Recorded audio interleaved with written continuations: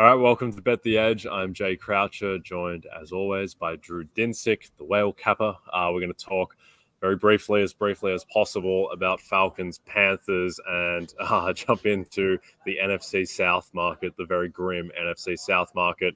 And then we'll welcome in Ken Barkley of You Better You Bet to talk about my favorite topic on planet Earth, handicapping NBA awards, and then we'll give out our best bets for the weekend. Drew, what did you make of last night's blockbuster? It was a tough hang, as many of these Thursday night football games have been. It was under, never in doubt, thanks to a handful of missed extra points in the second half. Weather was weird, and just in general, some very sloppy play. I can't really tell you what happens now in the NFC South.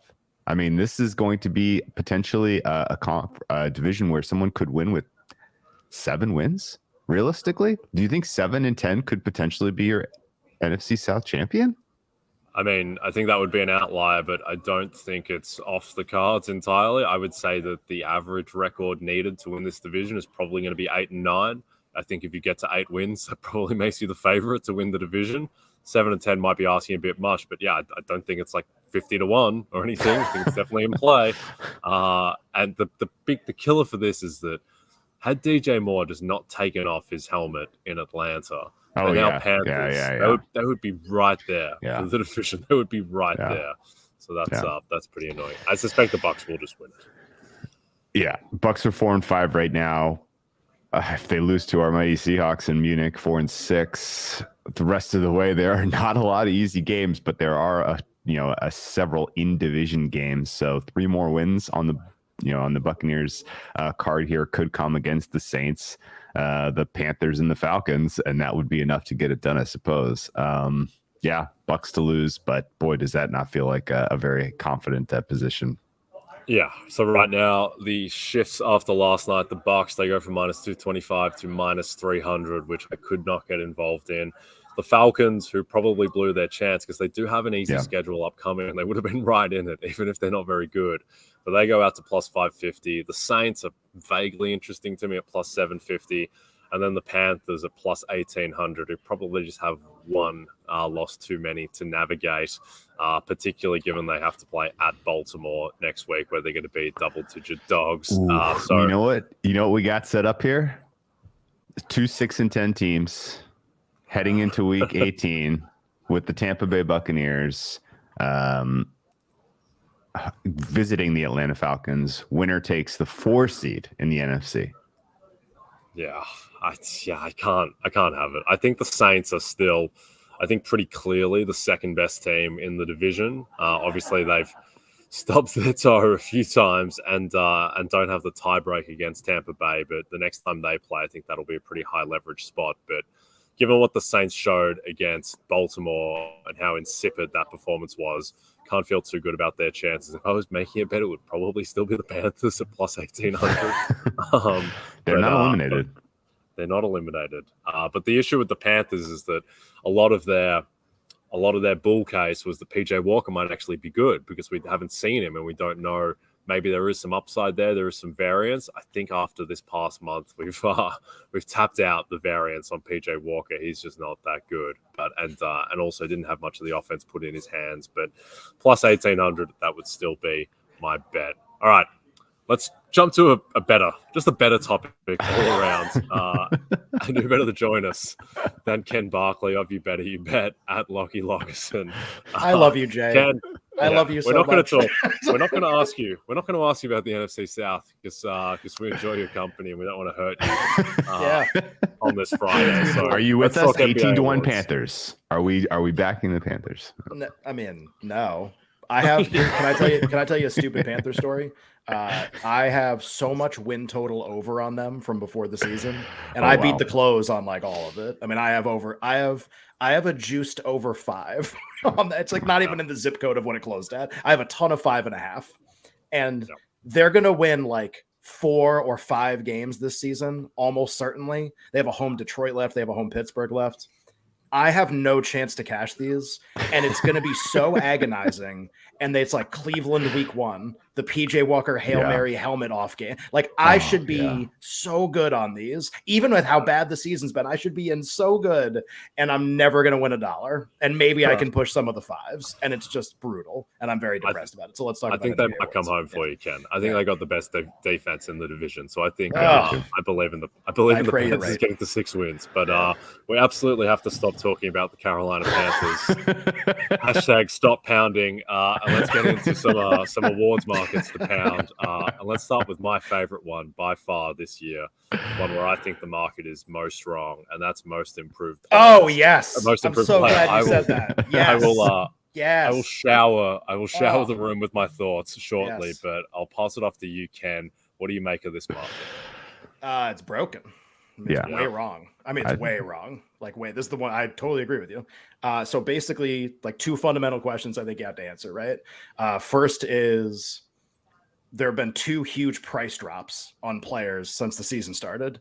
SGA, Shai Gilgeous-Alexander for the Thunder, and Tyrese Maxey for the Sixers. And you have to decide the viability of those price drops. Are those justified, or are they maybe not? And in both cases, I am strongly against both players. Really disagree that both players will win the award. Now, it's not that they can't win the award. It's not impossible. It's just everyone bet Tyrese Maxey because James Harden got hurt. Except the problem is that since Joel Embiid has come back, Tyrese Maxey is once again an irrelevant, inefficient offensive player and is never going to accumulate the stats required to win now that Joel Embiid is back. So for 2 games, you had a shot. Maxey shot the ball 35 times, consecutive games when Embiid and Harden didn't play. Harden's going to come back in a few weeks. What happens then? Exactly the same as what happened before the year. I think Tyrese Maxey might be the worst bet on the board for most improved player, to be honest. Agreed. SGA is I can't decide if he's a red herring or if he's just going to win. I can't really decide which one it's going to be. We've never seen a player like this win ever. Most improved is typically a player we don't really think is good, taking a big step forward to becoming an all-star. That's usually the mold. It's not usually a guy who's averaged 25 points a game before this year, making a big leap to become 1989 Michael Jordan, basically, and just going to lead the league in scoring. So I think SGA can win. It is possible that he can win, but just think about the level of performance that he has to sustain for a really long time. And what is more likely, that he continues averaging 33 points a game for 6 months, or that he takes a small step backwards and starts averaging closer to what he used to average? And as the Thunder tank and become terrible and maybe sit him or he gets hurt or whatever, that's more likely than sustaining this. So he can win, but I don't know why you would ever bet him when that's what's required to win. So maybe we can kind of disagree about who's the valuable bet if it's not those 2, but I'm hoping that you both agree that at least I don't think those 2 are particularly viable candidates. All right, you start, Drew, because after I start talking, it's going to be 12 minutes of me chatting. So I'm just going to go make a cup of coffee, Jay. You just let me know when you're done. I'll be making a cup of coffee. So. I agree with your takes. I think SGA is a bet against right now, especially at that price. I think if you're the Thunder as an organization, you know what you have in SGA. He's either an asset that you're trying to get future capital for, even though their war chest is absolutely as full of any team in the NBA. So I don't know exactly why you're trying to move him for draft choices, but having SGA and Giddey on the floor at the same time is not good.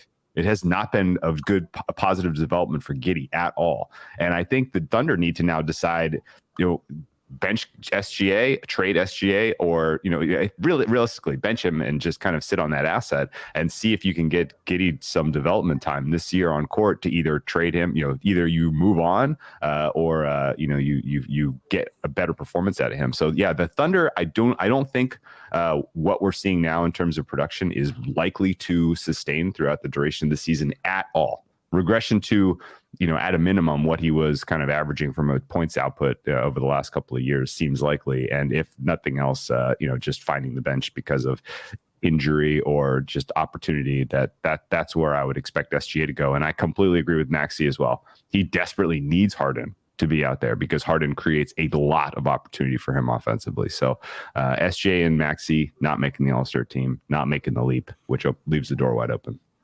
All What are right, your go thoughts? make your coffee, Ken, because I'm about to start.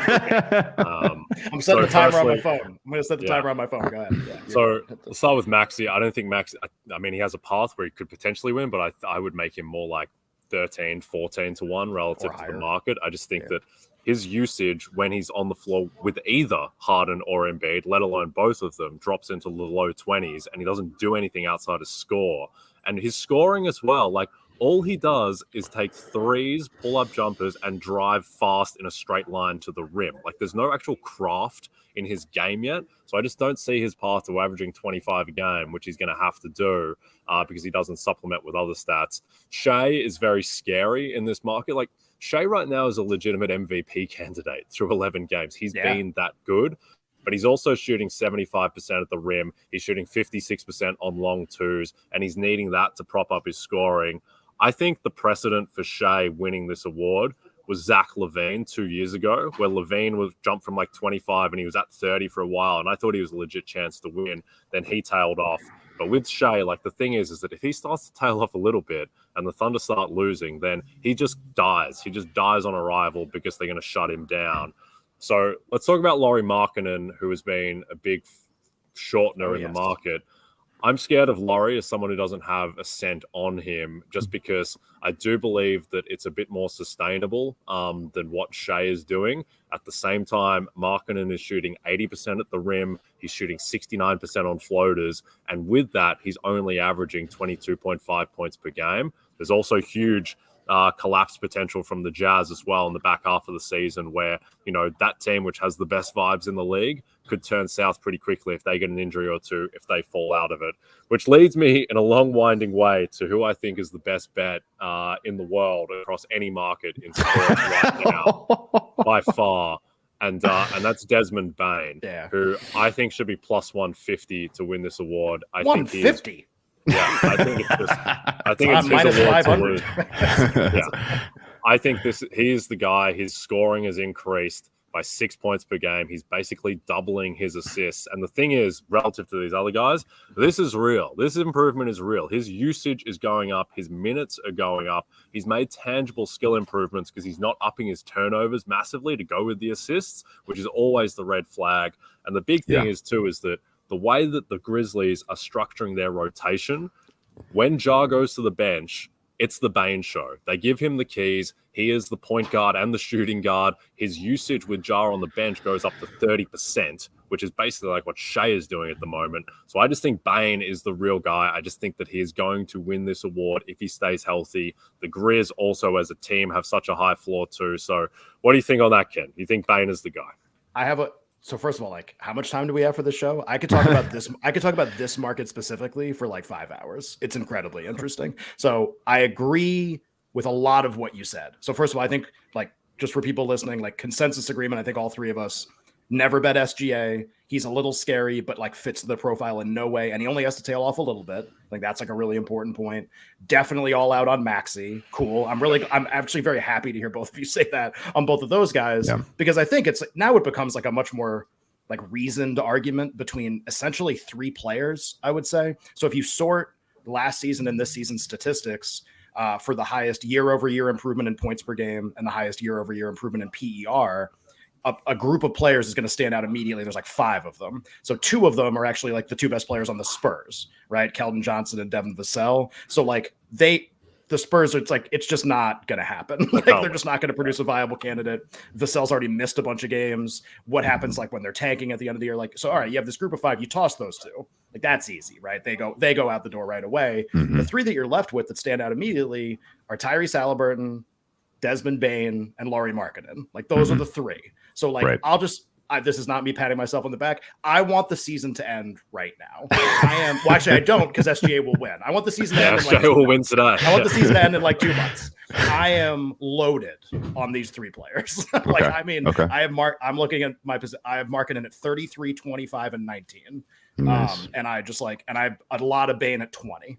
And then Halliburton, I've been betting since the season started, like before the season even started. I think we even did a show, and I said I thought Halliburton was like one of the best candidates. So I'm in. Who can win of these 3 players is pretty tough. If I were to power rank them, or like just kind of, I mean, you had a crazy statement about plus 150 on Bane. I don't know if it's that, but I think I would prefer Halliburton and Bane both to Markkanen probably right now, just with like the sustainability of all this, and the Jazz have to remain like in our national consciousness to kind of like probably produce this candidate. The case for Halliburton is like he's playing like Desmond Bane is a great player. Tyrese Halliburton is objectively at this moment a much better player, and he is the best player on his team, and Desmond Bane is not the best player on his team. And actually, it's weird if you look at the history of this award, it doesn't go to a lot of second bananas. It doesn't go to a lot of sidekicks. It goes to a guy who kind of has space to win, basically, and be the best player on his team and be an all-star candidate. So there are, in the last 25 winners, basically, there are second fiddles, but there aren't like a lot of them. And it's not that Desmond Bane can't win. It's just now we're talking about who do I prefer in those two players. Halliburton's playing at an all NBA level, right? I might lead the league in assists. That's like a tough resume to just be like, no. And yeah, maybe the Pacers are going to start playing worse like the Jazz are. So I think there's a lot going on here.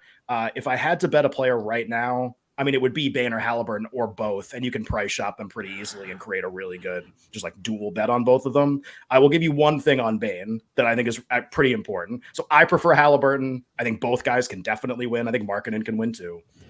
Ja Morant basically tried to win this award for Desmond Bane last year. Like he actually tried to do it. Ja Morant won last year, obviously, on the Grizzlies. He won most improved player. He gave the trophy to Bane and like gave a bunch of interviews after games last year where he was like, this guy should win. Like this person should win the award. That can start happening again really easily. Like we could have several months where after every game, Ja Morant is like, hey, most improved voters, vote for this guy. Like, and it's like, well, how would that influence voting? It would actually be the most influential thing. Like everyone will vote for Desmond Bane if Ja Morant tells them to. And so I think they're both super viable. I think you're splitting hairs between the two of them. Markkanen is viable too, but I'd probably have him third behind the others. I think that's your pool of three, honestly. I think that's like kind of what you shop. I kind of balked at Jay's plus 150, but that's 40%. That's actually correct. 30%. Well, what's the other percent then? 30, the other 60 then. 30 on 30 on Halliburton, 20 on Markkanen, and then 10 some surprise. I would have Halliburton over Markkanen. I would have more Halliburton. Here's why Markkanen's only 20. He's not a Utah Jazz player in January, and he's on some team where his usage gets absolutely kicked in the teeth. So the Jazz aren't going to try to win this year. They are going to putting all of these players on display for assets, certainly. And someone is going to come calling for Markkanen if he keeps performing this well. And at that point, his entire role and responsibility changes and he falls completely out of the conversation, I think. I would push back on Halliburton pretty strongly. One, I think Bane's significantly better as a player than Halliburton. Halliburton right now, Pacers are 8 points worse with Halliburton on the floor. He's got a -8 on-off. Bane is plus 20. Bane has been out of his mind. Bane's a much better defensive player as well than Halliburton. And the reason why I think Bane is so far in front of Halliburton, and I would have Halliburton behind Markkanen and behind Shea, is that the Pacers right now are projected to win like 34 games. Sure. They're going to sell off Buddy Hield, Miles Turner, you would expect. I just don't think that Halliburton is going to have any momentum at the end of the season. Also, like his leap from what he did last year in Indiana, which was actually like a 26-game sample, to this year, it's not that different. Like he's increased his scoring by 4 points per game, but his assists are stable. They're the same. So I just think that Bane, because of the team that he's on as well, like he's going to be on a top 3 seed and Halliburton's going to be on a 12 seed. And so I think with Markkanen, at least he has more upside because I'd make the Jazz significantly more likely to make the playoffs than the Pacers just because they've banked this ridiculous 10-3 start. So that's why I don't think Halliburton is live in this market. I think that it's Bane versus Markkanen with Shea as an outsider. And then I don't think Halliburton's completely dead, but I would make him more like 14-1, that type of range. So I'd still like him at the prices that you've got, Ken, but I think he's a bit further down. Let's jump to 6 man of the year. Otherwise, we'll go 2 hours on most improved player. You get the final word, Jay. It's on my show. I get the final word. I need to show you the final word. So I think this market is completely broken as well, and the reason is that Russell Westbrook is plus 150, and he's not going to win this award because he's on a team that's 2-9. So I mean, he can win this award, but the Lakers need to make the playoffs, and the Lakers are plus 600 to make the playoffs. So Westbrook should not be this short. Jordan Poole's the second favorite at plus 300, which I think is about fair, but I'm very concerned about Poole with how bad he's been off the bench and the fact that the Warriors are experimenting with starting him. Mathurin plus 900, who I don't believe in. He'll start eventually. Christian Wood plus 1100 is a weird one. And then the next guy who I want to talk about after I get your thoughts is Colin Sexton at plus 1300. But Ken, who do you like in this market? So here's the difference, I think, between most improved player and sixth man. I think in most improved player, you have a lot of viable candidates who make a lot of sense to win. And it's trying to decide between like the three of them, or maybe you think there's more than that if you like SGA. Okay, which one do I like? But if any of them won, you'd be like, cool, fits historical profile, makes a lot of sense, no problem, right? You have all these viable candidates in this market, and we're kind of arguing about who's the most viable. And okay, you have a vulnerable favorite, but like there's a lot of guys that fit. The problem with sixth man right now is like no one fits. Like no one makes any sense. No one. So Russell Westbrook is the favorite.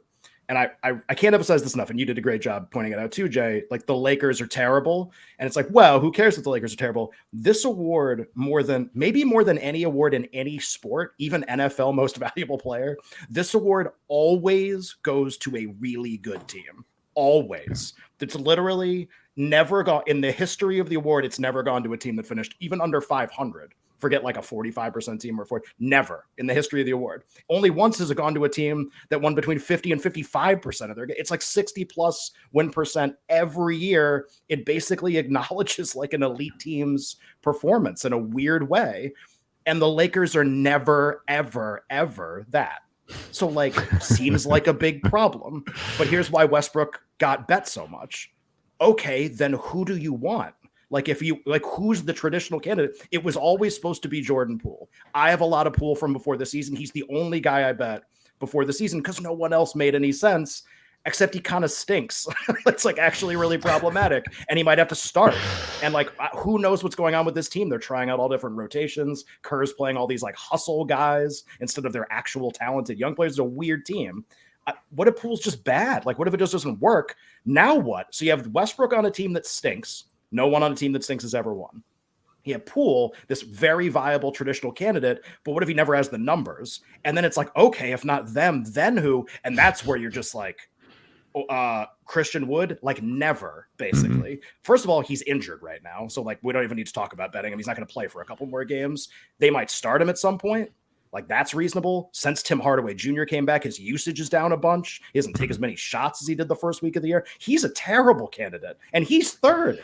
So it's like, I understand why you want to talk about Sexton. I don't know if it's Sexton for me, but I am very, very open to the idea that someone we're not really thinking about right now could absolutely, like there's all of the win probability in this market is ready to be eaten up by somebody. Now, yeah. Westbrook ate it because he was first, like he was the first guy that emerged that everyone was like, well, maybe, because no one makes sense, but that doesn't mean there's not somebody else coming here, basically. And that could be Sexton for the Jazz. Again, it has to be a really good team. Jazz have to win a bunch of games. Maybe that's possible. I don't like young players for this, but if the Nuggets are going to be awesome, Bones Highland's last 4 games are really, really good. And like we kind of dropped him right away because he got hurt and it didn't make a lot of sense. I'm not even saying that these guys are viable, but I'm very open to someone way off the beaten path on a really good team just emerging here and kind of taking all the win probability because I don't know who should get it right now. Yeah. Those two guys to me, it's Brogdon and Kevin Love, who this is the year where you can I broke both down, but do you like those guys? Like, do you like either of those guys? Yes, absolutely. But like, why? They don't score. No, they don't score points. Like, why do I like them? You set it all up, Ken. At the end of the day, sixth man of the year is at the bottom of the list as you go down and vote. Definitely. Right? And so you're filling out your MVP, Giannis, your DPOY, you're filling out your vote. Giannis, you're going down your card. You get to the bottom of the card and you're like 6 man a year and you're like, oh shoot, which team won a lot of games, but I didn't give them any credit via the vote. Oh, it's the Celtics. Oh man, Malcolm Brogdon he was nice off the bench. I watched a couple Celtics games. He closed for them some nights. Like he was actually a really nice addition to that team. He really helped them kind of bridge the absence of Robert Williams. Like, yeah, that Malcolm Brogdon for sure. Or oh yeah, Cleveland got the 1 seed. We can't figure out, how to reward the fact that Cleveland got the 1 seed in a very talented Eastern Conference. Like, we got to give them something. Well, Kevin Love really, boy, did he bounce back this year. I know his stats weren't all that impressive, but man, his veteran leadership really kind of helped bring that young core together. Like, there are narratives you can make for either of those two players that I think are pretty strong, because I think this is now kind of entirely divorced from statistical performance, because like he's mentioned, like, there's just the traditional candidate is just not here this year. Yeah, I think Joe Ingles set a precedent where he came relatively close to winning, got a third of the first place votes against Clarkson, averaging what? He averaged like 12, 4, and 4. And right. and because he was on the best team in the league. So I do think there is a chance where Kevin Love right now, like, if you look at the stats, is like a top 10 MVP candidate, because he's ridiculous with his efficiency. Yeah. He's got a plus 21 on off, 65% true shooting. Like, I think Love is a chance. Yeah. But the thing is that Brogdon and Love, they only win by default if there's no one who leaps up and averages 18 a game. But I think at the current prices, a winner by default is in the cards. Sexton, I think, is the most likely traditional candidate in a way, because he's 24, and 2 years ago he averaged 25 a game on really efficient shooting. And so betting on Sexton is a bet on the Jazz staying good, which again is probably not likely, but certainly not plus 500 or longer or anything. They might just be good. So yeah, I think this is definitely one to watch, but I would not be getting involved with Westbrook, certainly. And this is the market probably to pay the closest attention to. Yes. Let's go to Rookie of the Year just quickly. I think we're pretty short on this one, because how much time do we have? 30 seconds? Right. Well, no, we got a few minutes. Any interest in Benedict Mathurin? Because I think that's the only question of relevance in this market. Ken? No, but like, that doesn't mean he can't win. You're just trying to figure out, like, what is the probability that he's going to eclipse Banchero's. So there's two things. What is the probability he's going to eclipse Banchero's stats? What is the probability Banchero gets hurt? Like, those two things, basically. And not very likely, really. And I like Mathurin, and he's like really good. and in a normal year where Banchero didn't exist and maybe the number 1 pick was not very good, cool, he could win. I think it makes a bunch of sense. I just don't, like, why am I betting this? That's just what I don't understand. It's one thing to just have a conversation with like a friend or on this show about, oh, like, can Mathurin win? Okay, maybe there's a chance. But just like, if I'm going to bet money on something, I want to feel like I'm getting in really good. And betting Mathurin at like 4 or 5 to 1 when he's behind, and he's behind a guy who seems like he's capable of consistently putting up the same types of numbers, and he's going to be the number 1 option on an offense. And they haven't even won a lot of games yet either. The Magic stink. It's just like, why? I just don't get it. So is the door open for Mathurin to maybe win at the end of the year? Sure. Do I think it's a great bet? Like, would I bet it at a low price? Never. And then beyond that, I don't know right now if there's a conversation worth having past those two guys. Yeah, to me, it's 80% Banchero, 50% Mathurin, and then 5% everything burning and going to hell, and then someone coming from the clouds who's probably like, Jeremy Sohan. Right, Jeremy Sohan. Jalen Duren starting for the Pistons to go to the playoffs. Like, really weird stuff like that. Any lean on this market, Drew? No, but I completely agree that anyone at this point in the season being 900 for any award is absolutely absurd. Yeah, but that said, outside it doesn't right, but then who is it? Right. Exactly. No, but at the same time, like, karma, I think, excludes me from getting involved betting against Paolo Banchero in the year 2022 or 2023. So I will abstain from betting this market, even though it is absolutely ridiculous. Yeah. Okay. That was fun, Ken, as always. Of course, we went long. Wouldn't have it any other way. Of course. We need to get even do defensive player. We didn't even do MVP. We didn't do any of this stuff. Right. We need to get a proper WhatsApp group, the three of us going, and to start firing off, kind of every 6 hours, new awards thoughts, because I can assure you I've got them. Ken, tell people where to follow your stuff. Yeah, absolutely. Well, first of all, thanks for this is NBA awards streams that go like an hour. I think we've kind of set the bar really high for this stuff. This is really fun. I host a show called You Better You Bet. You can find it on YouTube, Twitch, on the Odyssey app. It's on 3 to 7 p.m. Eastern time. You can listen to it on the radio. Just search You Bet. You can find the podcast wherever you get podcasts. Search Odyssey or the BetQL network. YouTube, Twitch. You'll find the streams for it live on 3 to 7 p.m. Eastern, and on maybe like once a month with you guys. When should we do this again? When should we do awards again? Right before Christmas? Christmas, yeah, for Yeah, sure. we can do it. Something like We that. can do it tomorrow if you Christmas. want. Well, we haven't done it. Saturday, Jay, is Giannis going to win the double? Is he going to win MVP and DPOY? What do you think? Well, this is a tricky question. He'd be the favorite for DPOI for me pretty emphatically relative to market as well. But don't count out Brook Lopez, who right now his stats and are no a lot Mobley, better than right? Giannis's. We're out on Mobley. Out on Mobley. He's dug Out too on deep Mobley. of a Yes. hole. Thank you, Jay. Out on Yes. Mobley. I hate it, but I wouldn't write off Mikal Bridges because they got the second best defense. But Mikal Bridges shouldn't be one of the top 25 candidates, but he's going to be there. But I think it's I would make it a I'd make it a bigger than 50% chance that the winner comes from the Milwaukee Bucks. And that's the way to approach that market. And Brook Lopez shouldn't be 25-1 like he is now because they're an outlier defense. Love it. Had to ask. Sorry, guys. Yeah, Had to I ask like the it. question. You're all good. All right, everyone can follow Ken at Lockie Loxton. Always a pleasure, mate. I will set up that WhatsApp group for the three of us. I look forward to speaking to you guys by the hour. Sounds good. Thanks, guys. All right. Just a reminder, if you don't have the NBC Sports Predictor app, go download it now. The contests are free and easy to play, and you have a shot to win thousands this weekend by predicting what will happen in college football, on the PGA Tour, and in the Premier League. There's also $100,000 up for grabs by guessing the outcome between the Chargers and 49ers. In our Sunday Night 7 contest, Drew and I need the Chargers to win that game for our Seattle Seahawks. Yep. All right.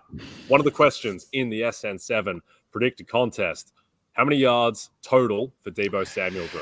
Oh my goodness. This is super, super tricky because I expect him to have a pretty meaningful role in both passing and rushing. And I do not like his matchup in the passing game at all, but I love his matchup in the rushing game. So there is a very clear push-pull here. I'm going to take 75 to 84 yards band just because I think he's primed for about 40 yards rushing, and I'm only give him about 32 passing or receiving, excuse me. Okay, I like that. Well, I'm shooting for the clouds with this one. I like the bigger bands just because you get the wider range of outcomes. So I don't really believe in it that much. But I'm going to go less than 60 total yards for Deebo just because they are heavy favorites with the injury as well. Maybe we don't see a ton of him that he's used. So I'll take that juicy band of less than 60 yards for Deebo Samuel total. Okay, let's get into our favorite bets of the weekend. And let's start with you. Drew, you're fading Jeff Saturday. You don't believe in Mr. Saturday on Sunday? I'm struggling today. The market is so sure that the Colts are going to come out and give an A+ effort against the Raiders, and I am just trying to wrap my head around why anyone has confidence in the idea that a guy can come in the middle of a week, he can install an offensive coordinator who's never called plays at the NFL level and find success against a team that is still playing for their season. Like the Raiders now pivot from, okay, well, we're not going to win the West, but we can still get a wild card if we can get some wins on our schedule. This is still a relatively young nucleus with a lot of people who are, the signal has been clear. You are playing for your job next year. And so I think you're going to get a decent effort out of a Raiders squad here. And the Colts, I don't see this winning. Sam Ehlinger on the road. This is not I think realistically the Raiders need about 20 points to cover a 4.5 point spread. So I'm laying the points with Las Vegas.